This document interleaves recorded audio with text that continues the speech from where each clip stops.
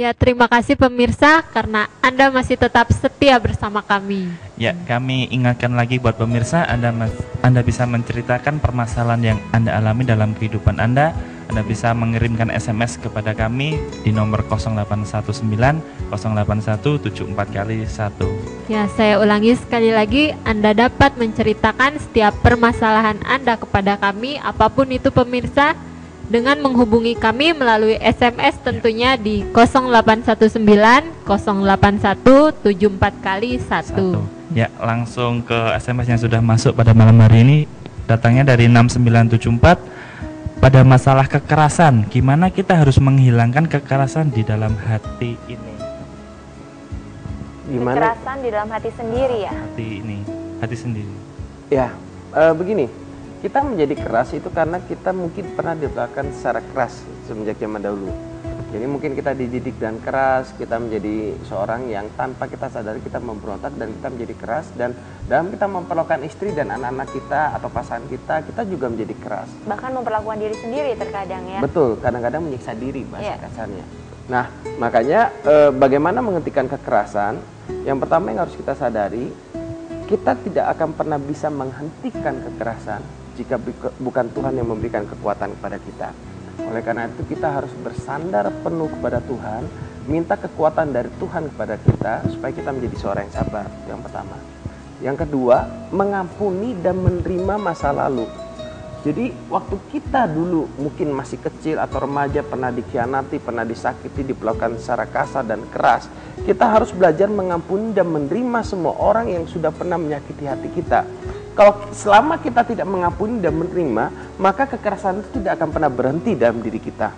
Yang ketiga adalah kita harus berjuang terus-menerus untuk menghentikan kekerasan itu dengan cara bagaimana?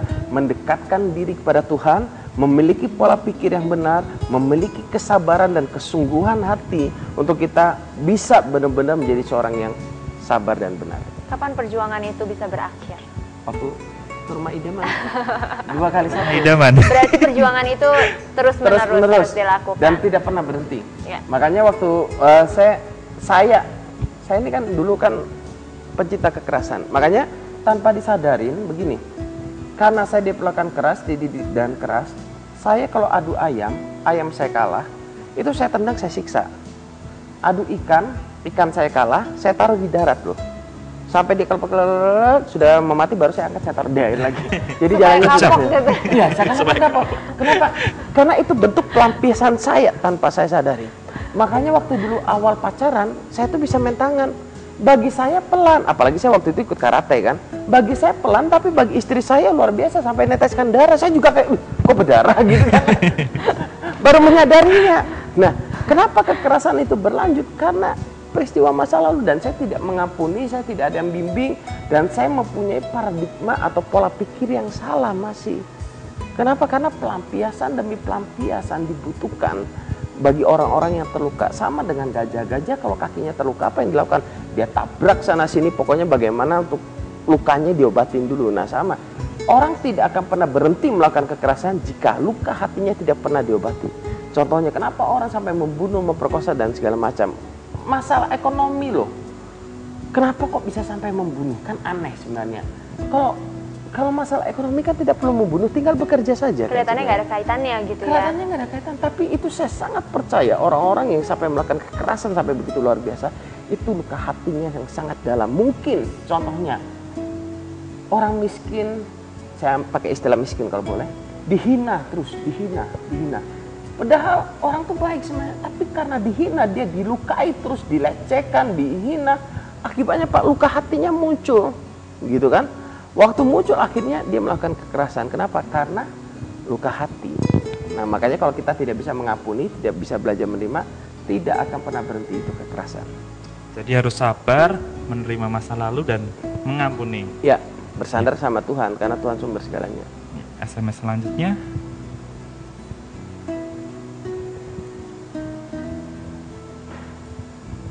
Ya, selanjutnya dari 4670. Saya Ridwan di Batam Center. Mau tanya, saya sudah bersyukur, sudah memberi, sudah juga mengontrol penghasilan yang saya dapat. tapi hidup saya tetap juga nggak mau berkecukupan. Jadi apa yang harus saya lakukan? Begini, kalau kita bicara hidup kecukupan, kapasitas sangat menentukan. Pergaulan kita juga sangat menentukan. Kita bergaul dengan siapa itu sangat menentukan. Maaf, kalau kita bergaul dengan orang yang mentalnya mental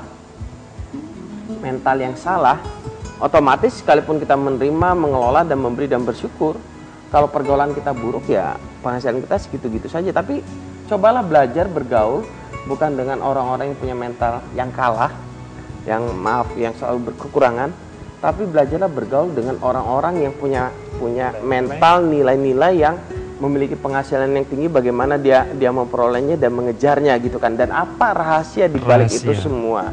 Nah, kadang-kadang kita merasa kita sudah melakukan yang terbaik, merasa loh, saya kasih tanda petik merasa. Kenapa?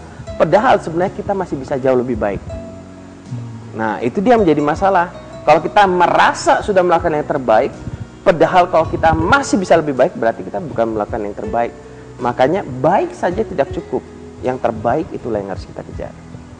Ya, SMS selanjutnya dari 9212, saya menikah dengan suami saya dengan proses pacaran yang singkat.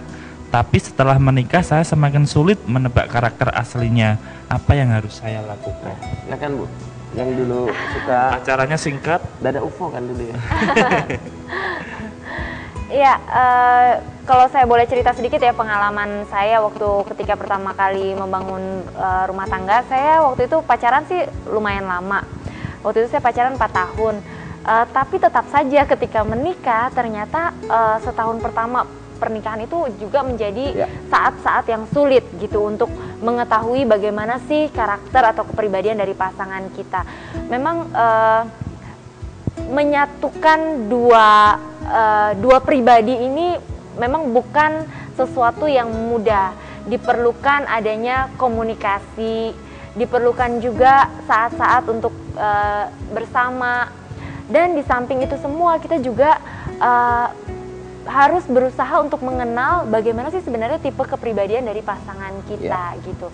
Nah, kalau mungkin yang mengirim SMS ini pingin tahu bagaimana sih tipe dari kepribadian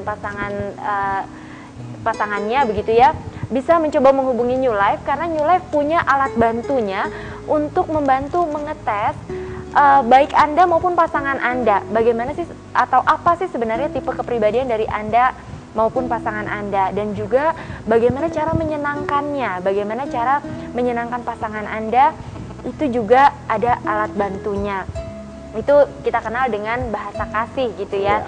Dengan ada 5 tipe bahasa kasih yang bisa kita pelajari bersama, bagaimana cara untuk kita bisa menyenangkan pasangan. Karena prinsipnya adalah seringkali orang itu gagal dalam membina keharmonisan rumah tangga. Seringkali dari pasangan itu ada prinsip memberi dan menerima, tetapi prinsip yang paling sering diucapkan itu adalah saya sudah memberi ini, maka saatnya bagi saya untuk menerima, meminta giliran untuk waktunya dia untuk menerima. Kalau boleh saya menyarankan, sebaiknya kita lebih banyak memikirkan untuk memberi saja. Karena ketika kita memberi yang terbaik, pada saatnya kita pasti akan menerima. Tanpa kita menuntut balik, pasangan kita pasti akan memberikan sebagai gantinya gitu. Ya. Prinsip saling sangat penting dalam rumah tangga. Betul sekali. Jadi saling membahagiakan, saling melayani, saling menolong, saling membantu. Itu prinsip sebenarnya dalam rumah tangga yang harus kita pegang. Kenapa? Karena tanpa prinsip saling, kita hanya berpusat pada diri kita, pasti rumah tangga itu problem. Betul, iya. Berapa lama dia pacaran, berapa lama dia menikah, pasti akan mengalami problem. Karena apa? Yang dia mau pasangan menjadi seperti yang sesuai yang dia impikan atau dia inginkan. Sementara dia tidak belajar bagaimana menjadi pasangan yang terbaik buat pasangannya. Nah, itu yang menjadi problem. Jadi bisa menghubungi New Life melalui tes itu ya? Di nomor yang sama, di 0819081741. Semuanya gratis ya buat tes? Semua layanan yang diberikan gratis. Oke. SMS selanjutnya dari 6646. Selamat malam Pak, selamat hari Natal. Ya, selamat Natal. Selamat hari Natal juga. Saya Sirait di Batam Center. Saya mau bertanya, mengapa aku dan istriku akhir-akhir ini sering berantem dan selalu saling menyalahkan dan mencontohkan suami orang pada saya? Ku mau tanya, apakah kami salah memilih pasangan hidup? Dia salah sebagai suami atau aku salah sebagai seorang istri? Terima kasih. Masalahnya bukan salah benar, tapi waktu kita menikah kita harus sudah berkomitmen dan bertanggung jawab menerima pasangan kita tuh apa adanya. Nah, saran saya buat yang kirimkan SMS, kalau Anda merasa masalah rumah tangga Anda sudah begitu, saran saya segera secepatnya untuk Anda ketemu dan konselor. Kenapa? Karena kalau Anda selesaikan berdua kelihatannya sudah ruwet gitu kan ya, sudah rumit. Tapi kalau dengan ada pihak konselor, kayak benang kusut itu dibantu diuraikan satu persatu. Akar permasalahannya di mana sih? Seperti yang tadi Bu Dita bilang, kenapa emangnya kok kamu begini, kok kamu begini. Nah, itu akan diuraikan satu persatu sehingga bagaimana untuk bisa saling menyenangkan apa. Nah, kalau tadi kan sudah berpusat pada diri sendiri gitu kan ya. Nah, itu yang menjadi big problem. Nah, nilai-nilai yang kita punyai akan membantu kita dalam membangun rumah tangga. Saya merasakan banget waktu kita memiliki nilai-nilai yang benar, maka rumah tangga kita akan berubah. Pembimbingan sangat perlu dalam hal itu. Ya, betul sekali. Dan seringkali dalam rumah tangga itu seperti ada dua kubu yang sedang bertikai gitu ya, mencari mana yang benar, mana yang salah, mana yang menang, mana yang kalah. Ya. Padahal sebenarnya pada saat kita membangun rumah tangga itu kan sebenarnya kita mencari pasangan hidup, bukan lawan hidup. Itu yang perlu selalu diingat. Kalau kita mencari pasangan hidup, mencari kawan hidup, itu artinya adalah kita harus mencari solusi, di mana solusi itu membuat kita dan pasangan berada di posisi yang sama-sama menang, bukan menang kalah.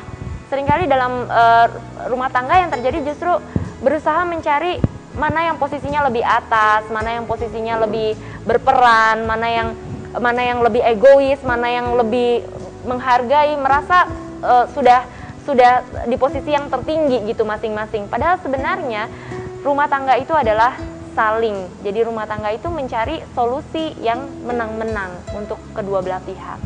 Oke. Ya, SMS selanjutnya dari 3080. Desember kelabu, teman kantor yang seperti baik tapi sangat membuatku benci. Apa salahku? Kenapa dia usil kali padaku? Udah ku koreksi diri tapi rasanya tak ada yang salah. Nah, aku bingung, harga diriku terinjak-injak. Hati kecilku berkata, hajar aja orang ini. Atau ku panggil, bagaimana solusinya ya Pak ya? Aku sakit hati kali ini. Jadi merasa temannya baik ternyata ya suka usil, suka menyakiti hati.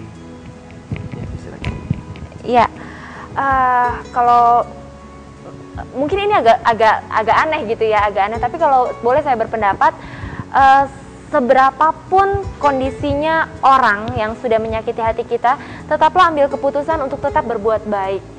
Karena begini, kalaupun ada seseorang yang berbuat kurang baik begitu ya sama kita gitu ya, atau jahat katakanlah, pada suatu saat, pada waktunya orang itu akan berkewajiban untuk mempertanggungjawabkan perbuatannya kepada yang maha kuasa begitu ya. Nah, begitu juga dengan kita sebenarnya. Yang didoakan cepat mati. Ya, cuma maksudnya ada waktunya dia akan harus bertanggung jawab atas perbuatannya itu. Begitu juga halnya dengan kita. Sebenarnya setiap kita juga kan pasti nantinya akan diminta pertanggungjawaban atas apa yang sudah kita lakukan gitu. Nah, jadi kalau saran saya sih sebaiknya apapun yang dilakukan oleh orang yang sudah menyakiti hati kita, tetaplah ambil keputusan untuk ampuni dia.